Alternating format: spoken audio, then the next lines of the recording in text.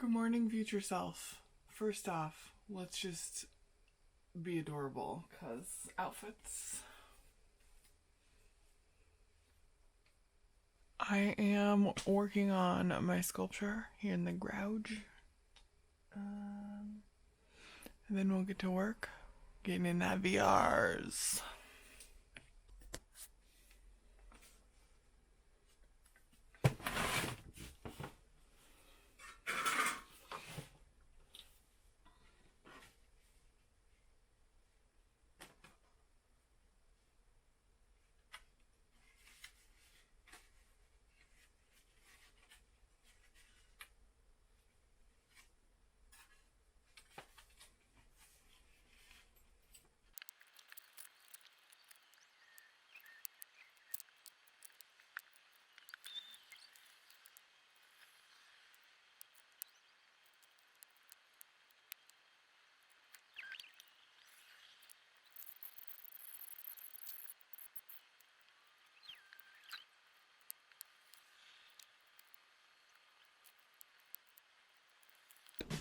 Hey, it's voiceover self. This is Moonrider, and it is my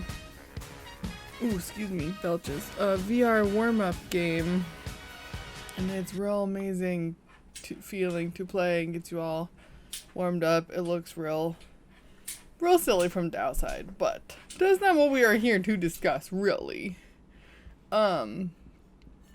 Today I started working on this thing in maquette, and I've been playing around with,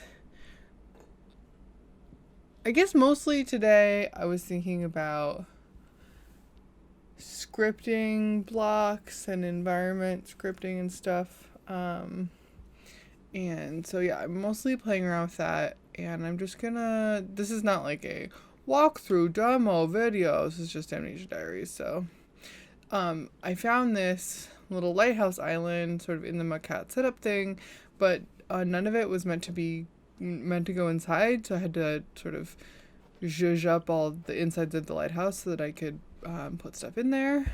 And so yeah, I was like, okay, well, I want this door to open and close when I touch it. There's no tool in this software to do that, and that got me thinking about user-generated tools in VR and how you make a tool. And I was like, okay, well, I just need a 3D model, and I need like a place on that 3D model to like touch stuff. So I got this hand, and I was just thinking about these two states of doors and having the pointer finger touch the handle, not even like grab it or interact with it in any fancy way, just like poke it and have the door going from closed to open.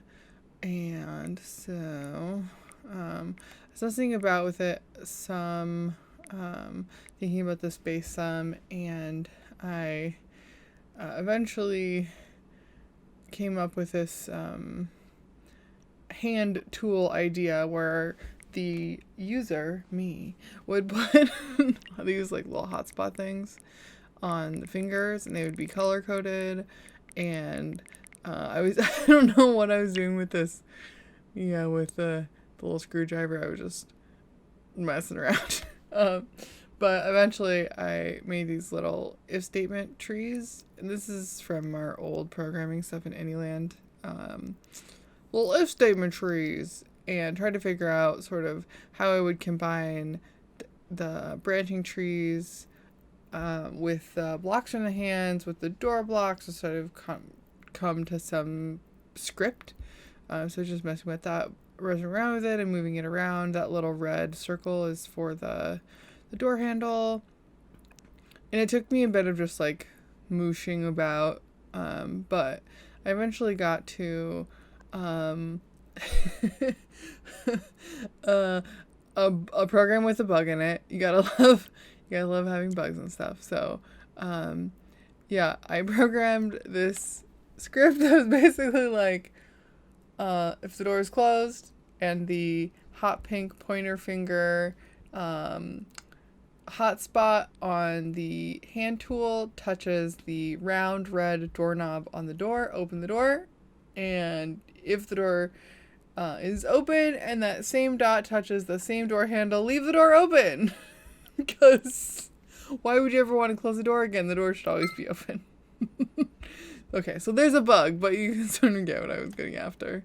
And so after I played with that for hours at least, I at first I tried doing it in the sky, just like up in the sky, because there wasn't really a good place to put it. It just didn't feel good. So then I started learning how to use like the lights and stuff. So I made the interior of the lighthouse like much more livable or something scriptable. So then I sort of positioned all of the programming blocks inside of there to see like how it felt to just have it spatialized. And then I also made this little tree in the backyard that is just made of junks. You can see it all sort of like laid out in here.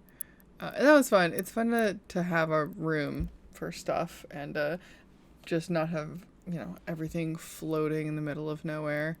So after I did this, I decided to work on the little car that's in the environment that I found. So first I was just plastering stuff on the inside of the car to make it once again livable. Apparently that's my first step. I ripped out the windows so you could see outside from inside the car because there's no transparent material in this software that I'm using. So unlike in any land where you can have windows and stuff that are transparent, no transparency here. So yeah, so I made like car seats and lights and everything, and then I just decided I needed to program something super simple. So I brought back that hand with the hotspots on it and the little door program or script or whatever you want to call it, and basically ripped out the logic for the door and replaced it with logic for this new steering wheel that I built.